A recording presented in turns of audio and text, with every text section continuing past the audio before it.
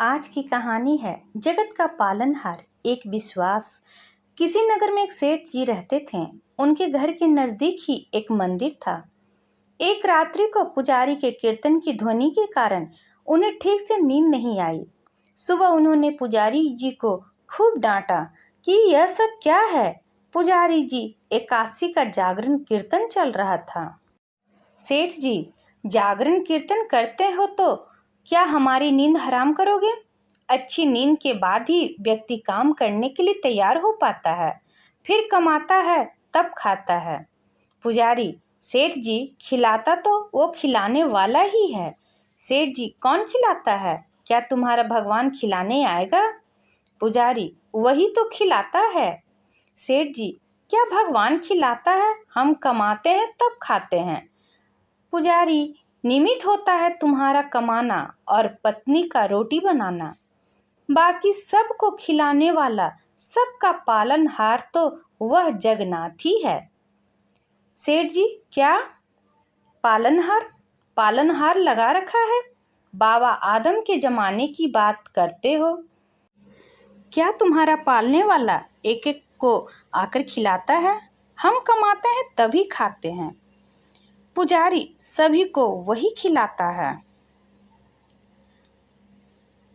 सेठ जी, हम नहीं खाते उसका दिया। पुजारी, नहीं खाओ तो मार के भी खिलाता है। सेठ जी, पुजारी जी, अगर तुम्हारा भगवान मुझे 24 घंटे में भी नहीं खिला पाया तो फिर तुम्हें अपना ये भजन कीर्तन सदा के लिए बंद करना होगा। पुजारी, मैं जानता हूँ कि तुम्हारी पहुँच बहुत ऊपर तक है, लेकिन उसके हाथ बड़े लंबे हैं। जब तक वह नहीं चाहता तब तक किसी का बाल भी बांका नहीं हो सकता। आजमा कर देख लेना। पुजारी की निष्ठा परखने के लिए सेठ जी घोर जंगल में चले गए और एक विशालकाय वृक्ष की ऊंची डाल पर ये सोचकर बैठ गए कि अब देखता हूँ इधर कौन खिलाने आता है। 24 घंटे बीत जाएंगे और पुजारी की हार हो जाएगी। सदा के लिए कीर्तन की झंझट मिट जाएगी। तभी एक अजनबी आदमी वहां आया। उसने उसी वृक्ष के नीचे आराम किया, फिर अपना सामान उठाकर चल दिया, लेकिन अपना एक थैला वहीं भूल गया। भूल गया या छोड़ गया, ये ईश्वर ही जाने। थोड़ी देर बाद 5 डकैत वहां पहुंचे। उनमें से एक ने अपने सरदार से कहा, उस्ताद, यहाँ कोई थैला पड़ा है।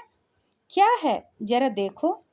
खोल कर देखा तो उसमें गर्म भोजन से भरा टिफिन था।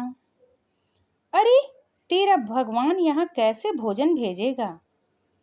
हमको पकड़ने या फंसाने के लिए किसी शत्रु ने ही जहर वहर डालकर यह टिफिन यहाँ रखा होगा, अथवा पुलिस का कोई षड्यंत्र होगा।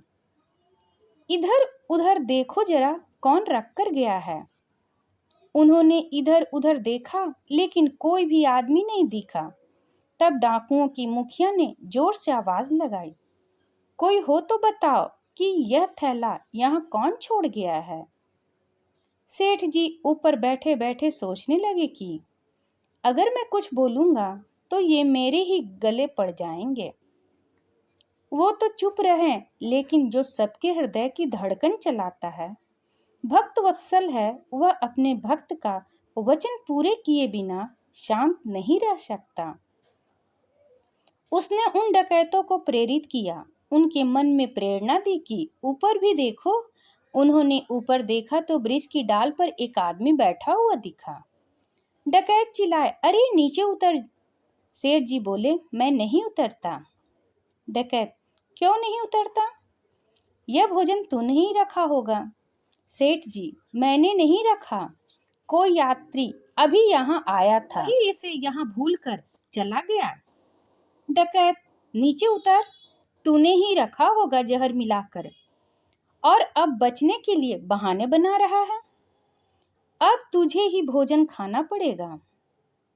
सेठ जी, मैं नीचे नहीं उतरूंगा और खाना तो मैं कतई नहीं खाऊंगा। डकैत, पक्का तूने खाने में जहर मिलाया है। अब नीचे उतर या ये तुझे खाना ही होगा। सेठ जी, मैं नहीं खाऊंगा, नीचे भी नहीं उतरूंगा। अरे कैसे नहीं उतरेगा? सरदार ने एक आदमी को हुक्म दिया, इसको जबरदस्ती नीचे उतारो। डकैत ने सेठ को पकड़कर नीचे उतारा। डकैत, ले खाना खा। सेठ जी, मैं नहीं खाऊंगा।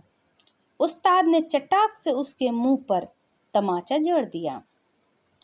सेठ को पुजारी जी की बात याद आ गई कि नहीं खाओगे तो मारकर भी खिलाएगा।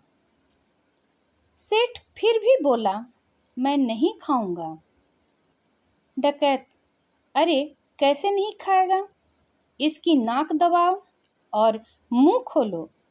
डकैत ने सेठ की नाक दबाई, मुंह खुलवाया और जबरदस्ती खिलाने लगे। वे नहीं खा रहे थे तो डकैत उन्हें पीटने लगे।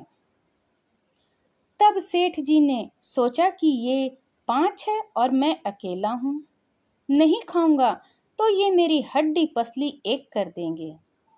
इसलिए चुपचाप खाने लगे और मन ही मन कहा, मान गए मेरे बाप, मार कर भी खिलाता है।